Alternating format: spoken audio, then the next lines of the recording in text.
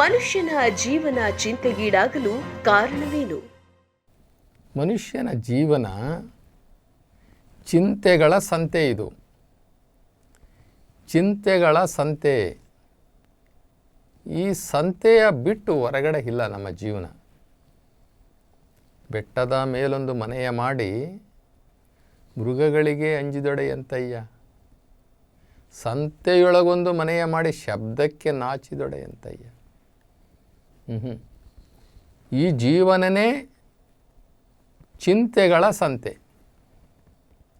ಈ ರೇಷ್ಮೆ ಹುಳು ತಿನ್ನೋದೇ ಒಂದು ಜೀವನ ಅಂತ ತಿಳ್ಕೊಂಡಿದೆ. ಅದು ತಿನ್ನೋದೇ ಒಂದು ಜೀವನ ಅಂತ ತಿಳ್ಕೊಂಡು ತಿಂದು ತಿಂದು ತಿಂದು ತಿಂದು ತನ್ನ ಸುತ್ತ ಒಂದು ಸಾಮ್ರಾಜ್ಯವನ್ನು ಕಟ್ಟಿಕೊಳ್ಳುತ್ತದು. ಸಾಮ್ರಾಜ್ಯವನ್ನು ಕಟ್ಟಿಕೊಂಡು ಬಂಧನಕ್ಕೆ ಒಳಗಾಗಿ ಬಂದಿಯಾಗಿ ಒಳಗಡೆ ಸತ್ತೋಗ್ಬಿಡ್ತದೆ. ಸಾಯೋದಕ್ಕೆ ಮುಂಚೆ ಅದು ಇಲ್ಲ, ನನ್ನನ್ನು ಸಾಕಿದವನು ಸಾಯಿಸ್ತಾನೆ ಅಂತ ಏನಾದರೂ ಅದಕ್ಕೆ ಪ್ರಜ್ಞೆ ಅರಿವು ಬಂದರೆ ಅದು ರೆಕ್ಕೆ ಪುಕ್ಕಗಳನ್ನು ಕಟ್ಟಿಕೊಂಡು ಈಚೆ ಬಂದುಬಿಡುತ್ತೆ. ಆದರೆ ಸಾಕಿರೋನು ಅಲ್ಲಿವರೆಗೂ ಬಿಡೋದಿಲ್ಲ, ಅದಕ್ಕೆ ರೆಕ್ಕೆ ಬರೋವರೆಗೂ ಬಿಡೋದಿಲ್ಲ. ಹಾಗೆ ಈ ಮಾಯೆ ಅಂತಕ್ಕಂಥದ್ದು, ಈ ಮಾಯಾ ಪ್ರಪಂಚದಲ್ಲಿ ನಾವು ಮೆಂಬರ್ಗಳಲ್ಲಿ ಪ್ರಜೆಗಳು, ಮಾಯಾ ಪ್ರಪಂಚದ ಪ್ರಜೆಗಳು. ನಮ್ಮನ್ನು ಹಾರಿ ಸ್ವರ್ಗದ ಕಡೆ ಹೋಗೋದಕ್ಕೆ ಈ ಮಾಯೆ ನಮ್ಮನ್ನು ಬಿಡೋದಿಲ್ಲ. ಒಳಗಡೆ ಕೊಂದಾಕ್ಬಿಡ್ತದೆ. ಕೊಂದು ಮತ್ತೆ ಅಲ್ಲೇ ಇರಬೇಕು, ಅಲ್ಲೇ ಸಾಯಬೇಕು, ಅಲ್ಲೇ ಹುಟ್ಟಬೇಕು, ಅಲ್ಲೇ ಸಾಯ್ಬೇಕು, ಹಂಗೆ ಮಾಡುತ್ತೆ. ನಮ್ಮ ಈ ಜಗತ್ತಲ್ಲಿ ಸಾಮಾನ್ಯವಾಗಿ ಚಿಂತೆಗಳು 3 ವಿಚಾರದಲ್ಲಿ ಚಿಂತೆಗಳು ಪ್ರತಿಯೊಬ್ಬನೂ ಕಾಡುವಂಥದ್ದು. ಇದನ್ನು ಬಿಟ್ಟರೆ ಮೋಸ್ಟ್ಲಿ ಇನ್ನು ಯಾವುದರಲ್ಲೂ ಚಿಂತೆ ಇಲ್ಲ ಅಂತ ಅನಿಸುತ್ತೆ. 3 ವಿಚಾರದಲ್ಲಿ ಎಲ್ಲರೂ ಕೂಡ ಚಿಂತೆಗೊಳಗಾಗ್ತಾರೆ. ಅಂದರೆ ಸಮಸ್ಯೆಗಳಲ್ಲದೇ 3 ಅಂತ ಅಂದ್ಕೊಂಡಿದ್ದೀನಿ ನಾನು. 3 ಸಮಸ್ಯೆಗಳು ಪ್ರತಿಯೊಬ್ಬನಿಗೆ, ಜಗತ್ತಿನ ಪ್ರತಿಯೊಬ್ಬರಿಗೂ ಇರ್ತಕ್ಕಂಥದ್ದು 3 ಚಿಂತೆಗಳು. ಎಲ್ಲಿಂದ ಪ್ರಾರಂಭ ಆಗುತ್ತೆ ಅಂದರೆ, ಒಂದು ಹಣದ ಚಿಂತೆ ಅಥವಾ ಐಶ್ವರ್ಯದ ಚಿಂತೆ, ಇನ್ನೊಂದು ಆರೋಗ್ಯದ ಚಿಂತೆ, ಮತ್ತೊಂದು ಸಂಬಂಧಗಳ ಚಿಂತೆ. ಈ 3 ಚಿಂತೆಗಳೇ ಮನುಷ್ಯನ ಕಾಡೋದು. ಒಂದು ಹಣ ಆಸ್ತಿಗೆ ಸಂಬಂಧಪಟ್ಟಂತಹ ಚಿಂತೆಗಳು, ಇನ್ನೊಂದು ಆರೋಗ್ಯ ಸಂಬಂಧಿ ಚಿಂತೆಗಳು, ಮತ್ತೊಂದು ಸಂಬಂಧಗಳು ಅಂತಂದರೆ ಮಗ, ಮಗಳು, ಸೊಸೆ, ಬಂಧು ಬಾಂಧವರು, ಚಿಕ್ಕಪ್ಪ, ದೊಡ್ಡಪ್ಪ, ಚಿಕ್ಕಪ್ಪನ ಮಕ್ಕಳು, ದೊಡ್ಡಪ್ಪನ ಮಕ್ಕಳು, ಅತ್ತೆ, ಮಾವ, ಹೀಗೆ. ಅಥವಾ ನಮ್ಮ ನೆಂಟರಿಷ್ಟರು, ಅಕ್ಕದ ಮನೆ, ಪಕ್ಕದ ಮನೆ, ಪಕ್ಕದ ಹೊಲದವರು, ಪಕ್ಕದ ತೋಟದವರು, ಹೀಗೆ ಸಂಬಂಧ. ಈ ಸಂಬಂಧಿಗಳಿಂದ ಉಂಟಾಗುವಂತಹ ವೈಪರೀತ್ಯಗಳು, ಜಗಳಗಳು, ಕದನಗಳು, ವೈಮನಸ್ಯಗಳು, ಇವೆಲ್ಲವೂ ಕೂಡ ಈ 3 ವಿಭಾಗದಲ್ಲಿ ಮನುಷ್ಯನ ಕಾಡಲಿಕ್ಕೆ ಶುರು ಮಾಡ್ತವೆ. ಒಂದು ಹಣದ ಕೊರತೆ, ಮತ್ತೊಂದು ಆರೋಗ್ಯ, ಮತ್ತೊಂದು ಕೆಟ್ಟು ಹೋದಂತಹ ಸಂಬಂಧಗಳು. ಕೆಟ್ಟು ಹೋದ ಸಂಬಂಧಗಳಿಂದ ಬಾಂಧವ್ಯಗಳು ಹೋಗುತ್ತೆ, ಮನಃಶಾಂತಿ ಹೋಗುತ್ತೆ, ನೆಮ್ಮದಿ ಹೋಗುತ್ತೆ, ಸುಖ ಹೋಗುತ್ತೆ. ಹಗಲೂ ರಾತ್ರಿ ಈ ಚಿಂತೆಯ ಬೆಂಕಿ ಶುರು ಆಗುತ್ತೆ ನಮ್ಮನ್ನು ಸುಡಲಿಕ್ಕೆ. ಆದರೆ ನಾವು ಇವೆಲ್ಲವೂ ಕೂಡ ಅನುಭವಿಸ್ಲಿಕ್ಕೆ ನಾವು ಬಂದಿದ್ದೀವಿ ಅಂತ ತಿಳ್ಕೊಂಡು ಯಾವನ್ನೂ ಕೂಡ ಸೀರಿಯಸ್ಸೇ ತಗೊಳ್ದಲೇ ಇದ್ದಂಗೆ ಬದುಕ್ತೀನಿ, ಆದಂಗೆ ಆಗಲಿ. ನಮ್ಮ ಶರಣರು ಹೇಳ್ತಾರೆ, ಇದಕ್ಕೆ ಯಾರು ಅಂಜುವರು, ಇದಕ್ಕೆ ಯಾಕೆ ಅಳುಕುವರು, ಅದು ಆಗೋದು ಹಾಗೆ ಆಗುತ್ತೆ, ಹೋಗೇ ಹೋಗುತ್ತೆ, ಇದಕ್ಕೆ ಯಾರು ಅಂಜುವರು ಅಂತಾರೆ ನಮ್ಮನ್ನು. ಜಾತಸ್ಯ ಮರಣಂ ಅಂತಾರೆ. ಯಾವುದಕ್ಕೂ ಬಗ್ಗೋದೇ ಇಲ್ಲ ನಮ್ಮ ಶರಣರು. ಯಾಕೆ ಅಂತಂದರೆ ಈ ಜೀವನ ಇರೋದೇ ಹಾಗೆ, ಈ ಬದುಕಿರೋದೇ ಹಾಗೆ, ಈ ಬದುಕೇ ಹಾಗೆ, ಈ ಜಗತ್ತಿನ ಬದುಕೇ ಹಾಗೆ. ರಾತ್ರಿ ಎಲ್ಲ ಕತ್ತಲು, ಬೆಳಗ್ಗೆ ಬೆಳಕು, ನೋವು ನಲಿವು, ಕಷ್ಟ ಸುಖಗಳು, ಅಪಮಾನ ಅವಮಾನ ಸನ್ಮಾನ, ಇವೆಲ್ಲವೂ ಕೂಡ ಜೊತೆಯಲ್ಲಿದ್ದಿದ್ದೇ. ಯಾವುದನ್ನು ಸೀರಿಯಸ್ ತಗೋಬಾರ್ದು. ಆಗೋದಾಗುತ್ತೆ, ಹೋಗೋದು ಹೋಗುತ್ತೆ. ಹೇಳ್ತಾರಲ್ಲ, ಬಂದಿದ್ದೆಲ್ಲ ಬರಲಿ, ಬಂದಿದ್ದೆಲ್ಲ ಬರಲಿ, ಭಗವಂತನ ದಯೆ ಹೊಂದಿರಲಿ. ಇದು ಸುಮ್ಮನೆ ಹೇಳಿಲ್ಲ. ವೇದ ಸುಳ್ಳಾದ್ರೂ ಗಾದೆ ಸುಳ್ಳಾಗೋದಿಲ್ಲ. ಇದು ನಮಗೆ ಈ ರೀತಿಯ ಉದಾಸೀನ ಮನೋಭಾವ ಬೇಕು. ನಮಗೆ ಸೀರಿಯಸ್ ತಗೋಬಾರ್ದು. ಯಾವುದೂ ಬಂದಿದ್ದೆಲ್ಲ ಬರಲಿ, ಭಗವಂತನ ದಯೆ ಹೊಂದಿರಲಿ. ದೇವರೇ ನನಗೆಲ್ಲ ಕಷ್ಟಗಳು ಕೊಡು, ನಾನು ಸುಖನ ಕೇಳೋದೇ ಇಲ್ಲ, ನಾನು ಸುಖವನ್ನು ಕೇಳೋದೇ ಇಲ್ಲ, ಎಲ್ಲ ಕಷ್ಟಗಳು ಕೊಡು. ಆದರೆ ಒಂದು ಕೇಳ್ತೀನಿ, ಏನು? ತಡ್ಕೊಳ್ಳುವ ಶಕ್ತಿ ಕೊಡು. ಇದನ್ನು ಕೇಳಬೇಕು ನಾವು. ಸುಖನೇ ಕೊಡಪ್ಪ ನಮಗೆ. ಅಯ್ಯೋ ನಿನಗೆ ಕಣ್ಣಿದೆಯಾ? ನಾನು ಎಂಥ ಭಕ್ತ, ನಾನು ದಿನಕ್ಕೆ 4 ಸಲ ಪೂಜೆ ಮಾಡ್ತೀನಿ, ಕಳ್ಳ ಪೂಜೆನ. ಅಲ್ಲಿ ಮನಸ್ಸೇ ಇರೋದಿಲ್ಲ, ಆದರೂ ಪೂಜೆ ಮಾಡ್ತೀನಿ. ನಿನಗೆ ಎಂಥ ತೆಂಗಿನಕಾಯಿ ಹೊಡಿತೀನಿ, ಬಾಳೆಹಣ್ಣು ಕೊಡ್ತೀನಿ, ಹೂವು ಎಲ್ಲ ಗಂಧದ ಕಡ್ಡಿ ಹುಡ್ಕೊಂಡು ಹೋಗ್ತೀನಿ, ಒಳ್ಳೆ ಗಂಧದ ಕಡ್ಡಿ. ಯಾರು ಕೇಳವ್ರೆ ನಿಮಗೆ? ಯಾವ ದೇವ್ರು ಕೇಳಿದ್ನ ನಿಮಗೆ? ಹೀಗೆ ಒಂದು ಚೂರು ಕಷ್ಟ ಬಂದುಬಿಟ್ರೆ ಆಗಲೇ, ದೇವ್ರು ನನಗೆ ಕೋಪಿಸ್ಕೊಂಡ್ಬಿಟ್ಟಿದ್ದಾನೆ, ನನಗಿಂಥ ಕಷ್ಟ ಬಂದು, ಏನು ಜಗತ್ತಲ್ಲಿ ಯಾರೂ ಕಷ್ಟನೇ ಬಂದಿಲ್ಲ, ಇವನಿಗೆ ಬಂದುಬಿಟ್ಟಿದೆ ಅನ್ನಂಗೆ ತಕ್ಷಣ ಹೋಗ್ಬಿಡ್ತಾನೆ. ಯಾರೋ ಒಬ್ಬ ಆಚಾರ್ಯ ಹಿಡಿದು ಬಿಡ್ತಾನೆ, ಯಾರೋ ಒಬ್ಬ ಜ್ಯೋತಿಷಿದವನು ಹಿಡಿದು ಬಿಡ್ತಾನೆ, ಯಾವುದೋ ಮಾಟ ಮಂತ್ರದವನು ಹಿಡಿದು ಬಿಡ್ತಾನೆ. ಆಗಲೇ ಯಂತ್ರಗಳು ಹಾಕ್ಕೊಂಡು ಬಿಡ್ತಾನೆ, ಮೈ ತುಂಬ ಯಂತ್ರಗಳು, ಕಾಲಿಗೆ ದಾರಗಳು ಕಟ್ಕೊಂಡ್ಬಿಡ್ತಾನೆ. ಯಾಕೆ? ನನಗೆ ಕಷ್ಟ ಬಂದುಬಿಟ್ಟಿದೆ. ದಡ್ಡ, ನೀನು ಕಷ್ಟಗಳು ಅನುಭವಿಸೋಕ್ಕೆ ಹುಟ್ಟಿರೋದು ಈ ಭೂಮಿ ಮೇಲೆ. ಏನು ನೀನು ಸುಖ ಅನುಭವಿಸೋಕೆ ಹುಟ್ಟಿದ್ದೀನಿ ಅಂದ್ಕೊಂಡಿದ್ದೀಯಾ? ನಿನಗೊಬ್ಬನಿಗೆ ನಾ ಕಷ್ಟಗಳು ಬಂದಿರೋದು?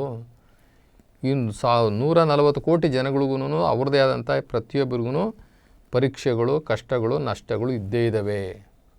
ಜೀವನ ಅಂತಕ್ಕಂಥದ್ದು ಪ್ರತಿಯೊಂದು ಕ್ಷಣದಲ್ಲೂ ಕೂಡ ಪರೀಕ್ಷೆಯ ಕಾಲಗಳು, ಪ್ರತಿ ಹೆಜ್ಜೆನಲ್ಲೂ ಕೂಡ ಪರೀಕ್ಷೆಯ ಕಾಲಗಳು. ಆದರೆ ಯಾರಿಗೆ ಭಗವಂತನ ಮೇಲೆ, ಶಿವನ, ಆ ನಿರಾಕಾರ ಶಿವನ ಮೇಲೆ ನಂಬಿಕೆ ಇದೆ, ಎಲ್ಲರ ಅವತ್ತು ನೆಮ್ಮದಿಯಾಗಿರ್ತಾರೆ. ಯಾರು ಕಷ್ಟ ಬಂದರೂ ಕೇರ್ ಮಾಡೋದಿಲ್ಲ. ಜೊತೆಗೆ ನಾವು ಸಂದರ್ಭಕ್ಕೆ ತಕ್ಕಂತೆ ಅಡ್ಜಸ್ಟ್ಮೆಂಟ್ ಆಗಬೇಕು. ಏನು ಸಂದರ್ಭ ಬರ್ತದೋ ಆ ಸಂದರ್ಭ ಮತ್ತು ಸನ್ನಿವೇಶಕ್ಕೆ ಅಡ್ಜಸ್ಟ್ಮೆಂಟ್ ಅಂದರೆ ಹೊಂದಾಣಿಕೆ ಮಾಡ್ಕೊಳ್ಬೇಕು. ನಂದು ಹಿಂಗೆ ಇರಬೇಕು, ನನ್ನ ಮೂಗಿನ ತುದಿ ಹಿಂಗಿದೆ ಅಂದರೆ ಹಂಗೆ ಇರಬೇಕು, ಅದು ಬಿಡಬೇಕು. ಅದು ಆಗೋದಿಲ್ಲ. ನಿನ್ನಂತೆ ಎಲ್ಲವೂ ನಡೆಯಲ್ಲ, ಅಥವಾ ನೀನು ಅಂದ್ಕೊಂಡಂಗೆ ಎಲ್ಲ ನಡೆಯೋಲ್ಲ, ಅಥವಾ ನೀನು ಅಂದ್ಕೊಂಡಂಗೆ ಅದು ಇರಬೇಕು ಅಂತಲೂ ಅಲ್ಲ. ಅದು ನೀನು ಹೇಳು ಅಷ್ಟೇ. ಅದು ಆಗದೇ ಇದ್ದರೆ ಚಿಂತೆ ಮಾಡಬೇಡ. ಅಂದ್ಕೋ, ಹಿಂಗೆ ಇರಬೇಕು ಅಂತ ಅಂದ್ಕೋ. ಅದಾಗಿಲ್ಲ ಅಂದರೆ ಚಿಂತೆ ಮಾಡಬೇಡ. ನಿನಗೆ ಯಾರಾದ್ರೂ ಮಾನ್ಯತೆ ಕೊಟ್ಟು ನಡ್ಕೊಂಡ್ರೆ ನಡ್ಕೊಳ್ಳಿಲ್ಲ ಅಂತಂದರೆ ಡೋಂಟ್ ಕೇರ್. ಅದು ಚಿಂತೆ ತೊಗೋಬೇಡ. ಅದು ಆಗೋದೇ ಹಂಗೆ ಇತ್ತು, ಅದು ಹಂಗೆ ಆಯಿತು. ಇದು ಹೋಗೋದು ಹೆಂಗಿತ್ತು, ಇದು ಹಿಂಗೆ ಹೋಯಿತು. ಅದು ಹಂಗೆ ಆಗಬೇಕಾಗಿತ್ತು, ಆ ಥರ ತೊಗೊಂಡ್ಬಿಟ್ರೆ ಮುಗ್ದೋಯ್ತು. ಅದಕ್ಕೆ ನಮ್ಮ ಶರಣರು ಒಂದು ವಚನದಲ್ಲಿ ಹೇಳ್ತಾರೆ, ಹಾವಿನ ಡೊಂಕು ಉತ್ತಕ್ಕೆ ಶಶಿನ. ಅಂದರೆ ಈಗ ಹಾವು ಹೆಂಗಂದ್ರೆ ಹಂಗೆ ಡೊಂಕಾಗಿ ಹೋಗುವಂತಹ ಅಡ್ಜಸ್ಟ್ಮೆಂಟ್ ಅದಕ್ಕೆ ಇರೋದ್ರಿಂದ ಹುತ್ತದೊಳಗಡೆ ಹೋಗುತ್ತೆ. ಏನು ಹುತ್ತದೊಳಗಡೆ ನೇರ ಇರ್ತದಾ? ಇರೋಲ್ಲ. ಆ ಹುತ್ತದ ಹುಳಗಳು ಡೊಂಕ ಮಾಡಿರ್ತವೆ. ಈ ಹಾವಿನ ಶರೀರವೂ ಕೂಡ ಹೆಂಗಂದ್ರೆ ಹಂಗೆ ಟ್ವಿಸ್ಟ್ ಆಗೋದ್ರಿಂದ ಅದೇನು ಮಾಡುತ್ತೆ, ತನ್ನ ಬದುಕನ್ನು ಹುತ್ತದಲ್ಲಿ ಹೋಗಿ ಬದುಕೋದಕ್ಕೆ ಪ್ರಾರಂಭ ಮಾಡ್ತದೆ. ಯಾಕಂದರೆ ರೆಡಿಮೇಡ್ ಫುಡ್ಡು ಹುಳಗಳು ತಿಂದ್ಕೊಂಡು ಬೆಚ್ಚಗಿರ್ತದೆ. ಇದೇನು ಕಷ್ಟ ಬೀಳಲಿಲ್ಲ, ಏನಿಲ್ಲ. ರೆಡಿಮೇಡ್ ಮನೆ ಅದಕ್ಕೆ, ಹಾವಿಗೆ. ಜೊತೆಗೆ ಆ ಹುತ್ತದ ಒಳಗಡೆ ಹೆಂಗೆ ಡೊಂಕಿದೆಯೋ ಹಂಗಂಗೆ ಡೊಂಕಲ್ಲಿ ಇದು ಹೋಗೋದಕ್ಕೆ ಸುಲಭ ಆಯಿತು. ಅದಕ್ಕೆ ಅದಕ್ಕೊಂದು ಬದುಕಾಯಿತು. ಅದಕ್ಕೆ ಶರಣರು ಹೇಳ್ತೇನೆ, ಹಾವಿನ ಡೊಂಕು ಉತ್ತಕ್ಕೆ ಶಶಿನ, ಇನ್ನು ನದಿಯ ಡೊಂಕು ಸಮುದ್ರಕ್ಕೆ ಶಶಿನ ಅಂತಾರೆ ಹೇಳ್ತಾರೆ. ನದಿ ಸಮುದ್ರ ಸೇರೋವರೆಗೆ ಎಷ್ಟು ಡೊಂಕುಗಳು, ಎಷ್ಟು ಕ್ರಾಸ್ಗಳು, ಎಷ್ಟು ತಿರುವುಗಳು, ಎಷ್ಟು ದುಮ್ಮಿಕ್ಕೋದು ಇವೆಲ್ಲವೂ ಸಿಗ್ತದೆ. ಆ ನೀರು ಅಯ್ಯೋ ಎಷ್ಟು ಸಲ ತಿರುಗೋದಪ್ಪ, ಎಷ್ಟು ಸಲ ದುಮ್ಮಿಕ್ಕದಪ್ಪ, ನಾನು ಏನಪ್ಪ ಇದು ನನಗೆ ಅಂತ ಅಂದ್ಕೊಂಡ್ರೆ ಅದು ಸಮುದ್ರ ಸೇರ್ತದ? ನೀರು ಸೇರೋದಿಲ್ಲ. ಅದು ಹೆಂಗಿದೆಯೋ ನದಿ ಹಂಗೆಲ್ಲ ಅಡ್ಜಸ್ಟ್ ಮಾಡಿಕೊಂಡು ಕಲ್ ಮೇಲೆ ಅದು ಜಿಗಿತದೆ, ಎಲ್ಲೆಲ್ಲೋ ಕೊರಕಲೆಲ್ಲ ಹೋಗುತ್ತೆ, ಸುತ್ತಾಡ್ಕೊಂಡು ಹೋಗುತ್ತೆ, ಬಹುದೂರ ನಡೀತದೆ. ಅದೆಲ್ಲವೂ ಕೂಡ ಸಹಿಸ್ಕೊಂಡಿದ್ದಕ್ಕೋಸ್ಕರ ಆ ನೀರು ಹೋಗಿ ಸಮುದ್ರಕ್ಕೆ ಸೇರಿಕೊಳ್ತು. ಇಲ್ಲಾಂದರೆ ಎಲ್ಲೋ ನಿಂತ್ಕೊಂಡು ಕೊಚ್ಚೆ ಆಗ್ಬಿಡ್ತಿತ್ತು. ಹಾಗೆ ನದಿಯ ಡೊಂಕು ಸಮುದ್ರಕ್ಕೆ ಶಶಿನ. ಇನ್ನು ಹೇಳ್ತಾರೆ, ನಮ್ಮ ಕೂಡಲ ಸಂಗನ ಶರಣರ ಡೊಂಕು ಲಿಂಗಕ್ಕೆ ಶಶಿನ. ನಮ್ಮ ಶರಣರು ಎಷ್ಟೇ ಕಷ್ಟ ಇರಲಿ, ಎಷ್ಟೇ ನಷ್ಟ ಇರಲಿ, ಸುಖದಲ್ಲೂ ಕೂಡ ಭಗವಂತ ಅಂತಾರೆ, ಕಷ್ಟದಲ್ಲೂ ಕೂಡ ಭಗವಂತ ಶಿವ ಅಂತಾರೆ. ಅವರಿಗೆ ಕಷ್ಟ ನಷ್ಟಗಳು ಅವರಿಗೆ ಯಾವ ಅನ್ವಯಿಸೋದೇ ಇಲ್ಲ. ಅವರಿಗೆ ಎಲ್ಲವನ್ನೂ ಕೂಡ ಅವರು ಬಹಳ ಸುಲಭನಾಗಿ ತಗೊಳ್ತಾರೆ, ಈಕ್ವಲಾಗಿ ತಗೊಳ್ತಾರೆ. ಹೀಗಾಗಿ ಅವರಿಗೆ ಕಷ್ಟಗಳು ಬಂದರೆ ಕಷ್ಟ ಅನಿಸೋದಿಲ್ಲ, ಸುಖ ಬಂದರೆ ಸುಖ ಅನಿಸೋದಿಲ್ಲ, ಅವ್ರು ಲೆಕ್ಕಕ್ಕೆ ಇಟ್ಕೊಳ್ಳೋದಿಲ್ಲ. ಯಾಕಂದರೆ ಅದು ಅಡ್ಜಸ್ಟ್ಮೆಂಟು. ಹಾಗೆ ನಾವು ಆ ರೀತಿಯಲ್ಲಿ ನಾವು ಹೋಗಬೇಕು. ಇನ್ನು ಮನುಷ್ಯನಿಗೆ ಶಿವಜ್ಞಾನ ಇಲ್ದಲೇ ಅರ್ಧ. ಪ್ರಕೃತಿಯ ನಿಯಮಗಳು ಗೊತ್ತಿಲ್ಲದಲೇ ಶಿವಜ್ಞಾನ ಇಲ್ಲದೆ ಒಂದಷ್ಟು ಚಿಂತನೆಗೊಳಗಾಗಿಬಿಡ್ತದೆ. ಭಗವದ್ಗೀತೆಯಲ್ಲಿ ಹೇಳ್ತಾರೆ, ಏನಪ್ಪ ನೀನು ಕಳ್ಕೊಂಡಿದ್ದೀಯಾ, ನನಗೆ ಅದು ಹೋಗ್ಬಿಡ್ತು, ಇದು ಹೋಗ್ಬಿಡ್ತು, ಇದು ಹೋಗ್ಬಿಡ್ತು, ಅದು ಹೋಗ್ಬಿಡ್ತು, ಏನು ಗೋಗರಿತೀಯ? ನೀನು ಬರುವಾಗ ತಂದಿದ್ದಾದರೂ ಏನೂ ಇಲ್ಲ, ಮತ್ತು ಕಳ್ಕೊಂಡಿದ್ದೀಯ ನೀನು, ಏನೂ ಇಲ್ಲ. ಇದು ಹಿಂಗೆ ಆಗಬೇಕಾಗಿತ್ತು, ಆಗಿದೆ ಅಷ್ಟೇ. ನೀನು ಯಾವ ಒಂದು ಸೊತ್ತಿಗೆ, ಯಾವ ಒಂದು ಆಸ್ತಿಗೆ ನೀನು ಗೋಗೊರಿತಾ ಇದ್ದೀಯಲ್ಲ, ಅದು ಹಿಂದೆ ಯಾರದ್ದೋ ಆಗಿತ್ತು, ಇವತ್ತು ನಿಂದಾಗಿದೆ, ನೆಕ್ಸ್ಟು ಇನ್ಯಾರದ್ದೋ ಆಗುತ್ತೆ. ಅದಕ್ಕೆ ಯಾಕೆ ಚಿಂತೆ ಮಾಡ್ತೀಯ? ಸಂಬಂಧಗಳು ಅಷ್ಟೇ. ಈ ಭೂಮಿ ಮೇಲೆ ಬರೋದಕ್ಕೆ ಮುಂಚೆ ನಮಗೂ ಅವ್ರಿಗೆ ಯಾವ ಸಂಬಂಧನೂ ಗೊತ್ತಿಲ್ಲ. ಯಾರು ಅರ್ಜಿ ಹಾಕ್ಕೊಂಬಂದವರಲ್ಲ. ಯಾರಾದರೂ ನನಗಿಂಥ ತಂದೆ ತಾಯಿ ಬೇಕು ಅಂತ ಬಂದ್ರ, ಇಂಥ ತಂದೆನೇ ಬೇಕು, ಇಂಥ ತಾಯಿನೇ ಬೇಕು, ಇಂಥ ತಮ್ಮನೇ ಬೇಕು, ಇಂಥ ತಂಗಿನೇ ಬೇಕು, ಇಂಥ ಹೆಂಡ್ತಿನೇ ಬೇಕು, ಯಾರಾದರೂ ಪ್ಲ್ಯಾನ್ ಹಾಕಿ ಬಂದಿದ್ದೀವ? ಇಲ್ಲ. ಇಲ್ಲಿ ವ್ಯವಸ್ಥೆ ಹೆಂಗಿತ್ತು, ಆ ವ್ಯವಸ್ಥೆಗೆ ನಾವು ಅಡ್ಜಸ್ಟ್ ಆದ್ವಿ. ಈಗ ಅತ್ತೆಗೂ ಸೊಸೆಗೂ ಸಾಮಾನ್ಯವಾಗಿ ಜಗಳಗಳಾಗ್ತಾ ಇರ್ತದೆ. ಯಾಕೆಂದರೆ ಒಬ್ರಿಗೊಬ್ರಿಗೆ ಅಂಡರ್ಸ್ಟ್ಯಾಂಡಿಂಗ್ ಇರೋ. ಅತ್ತೆ ನಾನು ಹಿಂಗೆ ಬಾಳ್ದೆ, ಹಿಂಗೆ ಬದುಕಿದೆ, ನನ್ನ ಕುಟುಂಬ ಹಿಂಗಿತ್ತು, ನಾನು ಇಷ್ಟು ಜನ ಅತ್ತೆದಿರು ಸೊಸೆದಿರು ನನ್ನ ಮೈದ್ಯರು ಬಾಮೈದ್ಯರ ಜೊತೆಯಲ್ಲಿ ಹುಟ್ಟಿ ಬಂದು ದೊಡ್ಡ ಕುಟುಂಬದಿಂದ ಬಂದೆ, ನಿನಗಿರೋದು 2 ಮಕ್ಕಳು, ನಾನು ಹೇಳ್ದಂಗೆ ಕೇಳೋದಿಲ್ಲ. ಆ ಕಥೆನೇ ಬೇರೆ, ಆ ಕಾಲಮಾನನೇ ಬೇರೆ, ಈ ಮಾನನೇ ಬೇರೆ. ಅತ್ತೆ ಸೊಸೆಗೆ ಹೇಳ್ತಾಳೆ, ಯಾಕಮ್ಮ ನೀನು 10 ಮೆಣಸಿನ್ಕಾಯಿ ಹಾಕ್ತೀಯಾ ಅಂತಾಳೆ. ಸೊಸೆ ಇನ್ನೆಷ್ಟು ಹಾಕಬೇಕು? 5 ಮೆಣಸಿನ್ಕಾಯಿ ಸಾಕು ಅಂತಾಳೆ. ನಾನು ಮಾಡಿ ತೋರಿಸ್ಲಾ? 5 ಮೆಣಸಿನ್ಕಾಯಿನಲ್ಲಿ ನಾನು ಸಾಂಬಾರು ಮಾಡ್ತೀನಿ ಅಂತಾಳೆ. ಆಗೋದಿಲ್ಲ ಅತ್ತೆ, 10 ಮೆಣಸಿನ್ಕಾಯಿ ಬೇಕು ಅಂತಾಳೆ. ನೋಡಿ, ಆ ಕಾಲಕ್ಕೂ ಈ ಕಾಲಕ್ಕೂ ಹೆಂಗೆ ವ್ಯತ್ಯಾಸ ಅಂತಂದರೆ, ಅತ್ತೆಗೆ 5 ಮೆಣಸಿನ್ಕಾಯಿ ಸಾಕಾಗಿತ್ತು. ಯಾಕೆ ಅಂದರೆ ಅತ್ತೆ ಕಲ್ಲಲ್ಲಿ ಹಾಕಿ ನುಣ್ಣಗೆ ಅರಿತಾ ಇದ್ಲು. ಕಲ್ಲಲ್ಲಿ ಹಾಕಿ ಮೆಣಸಿನ್ಕಾಯಿನ ನುಣ್ಣಗೆ ಅರಿಯೋದ್ರಿಂದ 5 ಸಾಕಾಗಿತ್ತು. ಅದೇ ಸೊಸೆ ಕಾಲಕ್ಕೆ ಮಿಕ್ಸಿಗೆ ಹಾಕ್ತಾರೆ, ಅದು ನುಣ್ಣಗಾಗೋದಿಲ್ಲ, 10 ಹಾಕಬೇಕು. ಆ ಕಾಲ ಮನೆಯೇ ಬೇರೆ, ಈ ಕಾಲ ಮನೆ. ಅಡ್ಜಸ್ಟ್ ಮಾಡ್ಕೊಂಡು ಹೋಗ್ಬೇಕಷ್ಟೇ. ನಾನು ಹೇಳಿದ್ದೆ ಆಗಬೇಕು, ನಾನು ನಡೆದಿದ್ದೆ ಹಾಗೂ ಮನಃಶಾಂತಿ ಹಾಳಾಗುತ್ತೆ. ಅದರಿಂದ ಇದು ಈಚೆ ಬರಬೇಕು ಅಂತಂದರೆ ನಮಗೆ ಇನ್ನೊಂದು ಉತ್ತಮವಾದಂಥ ಮಾರ್ಗ, ನಾವು ಶಿವಜ್ಞಾನದಲ್ಲಿರಬೇಕು. ಶಿವಜ್ಞಾನದಲ್ಲಿದ್ದರೆ ನಮ್ಮ ಮಾಲೀಕ ಒಬ್ಬ ಇದ್ದಾನೆ, ಅವನು ಹೆಂಗೆ ನಡೆಸ್ತಾನೋ ಹಂಗೆ ನಡ್ಕೊಂಡು ಹೋಗ್ತೀವಿ ಅನ್ನೋಂಗಿರಬೇಕು. ಕೆಲವರು ಏನಪ್ಪ ಹೆಂಗಿದೆಯಾ ಅಂತಂದರೆ ದೊಡ್ಡ ಕಥೆನೇ ಹೇಳ್ಬಿಡ್ತಾರೆ. ಇವ್ರಿಗಿರೋ ಸಮಸ್ಯೆ ಇನ್ಯಾರಿಗೂ ಜಗತ್ತಲ್ಲಿ ಇಲ್ವೇನೋ. ಒಂದೇ ಮಾತು, ಶಿವ ಹೆಂಗಿಟ್ಟಿದ್ದಾನೋ ಹಂಗಿದ್ದೀನಪ್ಪ ಅಂದರೆ ಮುಗ್ದೋಯ್ತು. ಅವನ ಮೇಲೆ ಎಲ್ಲ ಜವಾಬ್ದಾರಿ ಆಗೋಯ್ತು. ಹೆಂಗಿದ್ದೀರಾ ಅಂದರೆ ನಾನು ಚೆನ್ನಾಗಿದ್ದೀನಿ, ಶಿವ ಹೆಂಗಿಟ್ಟಿದ್ದಾನೋ ಹಂಗಿದ್ದೀನಿ, ಮುಗೀತು.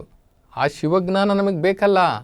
ಅದಕ್ಕೆ ನಮ್ಮ ಶರಣರು ಹೇಳ್ತಾರೆ, ಶಿವಚಿಂತೆ ಶಿವಜ್ಞಾನ ಇಲ್ಲದ ಮನುಜರು ಸಗಣಕ್ಕೆ ಸಾಸಿರ ಹುಳ ಹುಟ್ಟದೆ ದೇವ.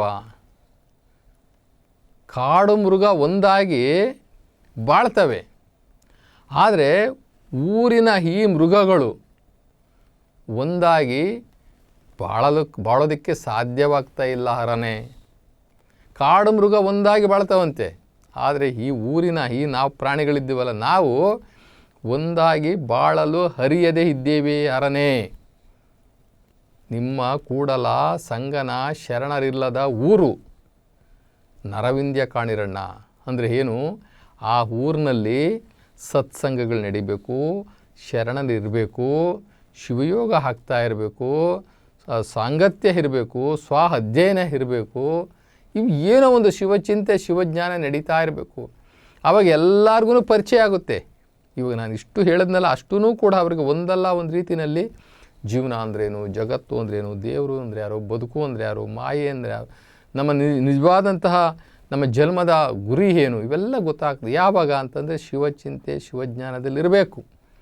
ಇದ್ದು ನಾವು ಸ್ವಾಧ್ಯಯನ ಮಾಡಬೇಕು. ಆಮೇಲೆ ಶರಣರ ಸಾಂಗತ್ಯದಲ್ಲಿರಬೇಕು. ನಂತರ ಯೋಗ, ಶಿವಯೋಗಗಳನ್ನ ಮಾಡಬೇಕು. ಯಾವುದೇ ಯೋಗವನ್ನು ಮಾಡಿರಿ ನೀವು, ಯೋಗ ಮಾಡೋದ್ರಿಂದ, ಧ್ಯಾನ ಮಾಡೋದ್ರಿಂದ ನಮಗೆ ಎಲ್ಲ ಮನಃಶಾಂತಿಗಳು ಕೂಡ ಪ್ರಾಪ್ತಿ ಆಗ್ತವೆ. ಇವೆಲ್ಲವನ್ನು ಇಟ್ಕೊಂಡಾಗ ನಮಗೆ ಎಂಥ ಕಷ್ಟಗಳು ಬಂದ್ರೂ ಕೂಡ ನಾವು ಗೆಲ್ತೀವಿ. ಹೆಂಗೆ ಗೆಲ್ತೀವಿ ಅಂತಂದರೆ, ಇದೇ ಲೋಕದಲ್ಲಿ ಇದೇ ಜನ್ಮದಲ್ಲಿ ನಾವು ಎಲ್ಲರಿಗೆ ಬೇಕಾಗಿ ಬದುಕೋಂಗಾಗಬೇಕು. ಇದೇ ಜನ್ಮದಲ್ಲಿ ಇದೇ ಲೋಕದಲ್ಲಿ ನಾವು ಎಲ್ಲರಿಗೆ ಬೇಕಾಗಿ ಬದುಕಿದ್ರೆ ನಾವು ಖಂಡಿತ ದೇವರಿಗೆ ಅರ್ಪಣೆ ಆಗ್ತೀವಿ. ಮರ್ತ್ಯಲೋಕವೆಂಬುದು ಕರ್ತಾರನ ಕಮ್ಮಟವಯ್ಯ. ಮರ್ತ್ಯಲೋಕ ಅಂದರೆ ಭೂಲೋಕ. ಮರ್ತ್ಯಲೋಕವೆಂಬುದು ಕರ್ತಾರನ ಕಮ್ಮಟವಯ್ಯ. ಇಲ್ಲಿ ಸಲ್ಲುವನು ಅಲ್ಲಿ ಸಲ್ಲುವನಯ್ಯ, ಇಲ್ಲಿ ಸಲ್ಲದವನು ಅಲ್ಲಿಯೂ ಸಲ್ಲನಯ್ಯ. ಇಲ್ಲಿ ನಾವು ಭೂಲೋಕದಲ್ಲಿ, ಈ ಮರ್ತ್ಯಲೋಕದಲ್ಲಿ ಎಸ್ ಅನ್ನಿಸ್ಕೊಂಡ್ರೆ ಭಗವಂತನ ಹತ್ರ ಚೀಟಿ ಸಿಗುತ್ತೆ ನಮಗೆ, ಬಾರಪ್ಪ ಅಂತಾನೆ. ಇಲ್ಲಿ ನಾವು ಬೇಡವಾದರೆ ಅವನಿಗೂ ಬೇಡ. ಆದ್ದರಿಂದ ನಾವು ಯಾವ ಲೋಕದಲ್ಲಿ, ಯಾವ ಗ್ರಾಮದಲ್ಲಿ, ಯಾವ ಪರಿಸರದಲ್ಲಿ ಅಲ್ಲಿ 10 ಜನಕ್ಕೆ ಬೇಕಾಗಿ ಒಂದು ಸಾರ್ಥಕ ಬದುಕನ್ನು ನಾವು ಮಾಡಿಕೊಂಡಿದ್ದೆ ಆದರೆ ಎಂತಹ ಚಿಂತೆನಲ್ಲೂ ಕೂಡ ನಾವು ಸಂತೋಷವನ್ನು ನಾವು ಅನುಭವಿಸ್ಬೋದು.